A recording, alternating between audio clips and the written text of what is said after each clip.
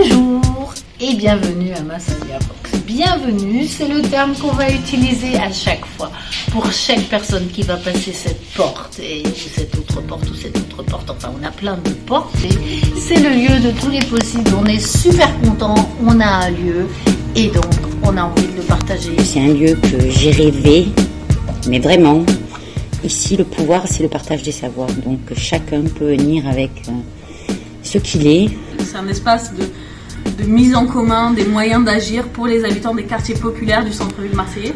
Qui avait l'ambition de pouvoir accueillir toutes les associations et partenaires et collaborateurs qui gravitent autour. C'est un lieu de rencontre.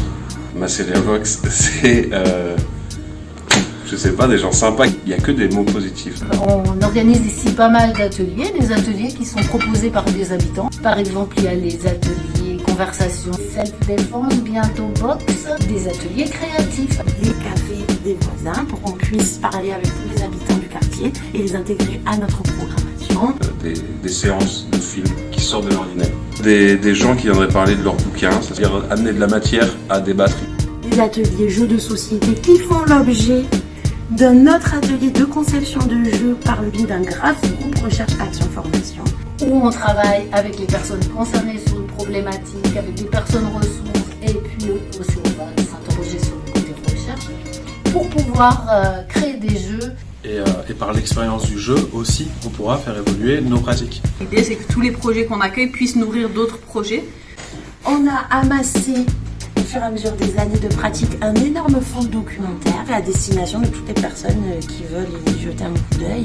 Et c'est un lieu implanté dans le quartier. On a voulu respecter cette histoire-là, autant l'histoire de Marseille que l'histoire du local et que l'histoire aussi locale soit-elle.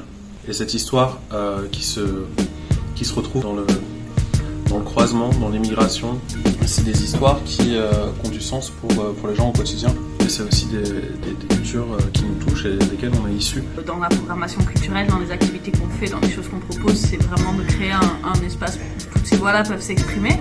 On a à cœur de faire une participation très participative. Et on considère beaucoup l'expertise aussi de toutes les personnes qui participent à cette élaboration.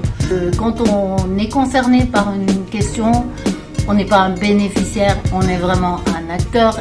On s'interroge sur ce qu'on fait, sur la manière dont on le fait. Pour qu'on puisse faire le lien entre nos vécus, nos situations et puis quelles ressources on a autour de nous. On porte au sein de Massalia Box la capacité à accompagner au maximum les gens, à se mettre à disposition des gens.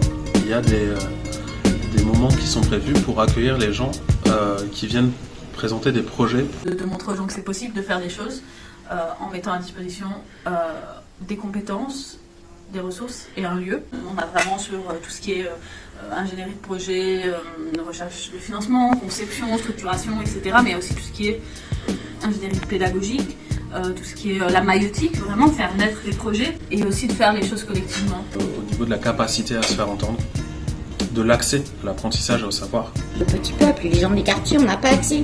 Même si tu crois que tu sais rien, mais tu sais plein de choses. Et quand tu dis ça aux gens, ils te disent « Moi, je sais rien faire. » Mais si tu sais, bien tu vas voir que ça donne de la valeur aux autres.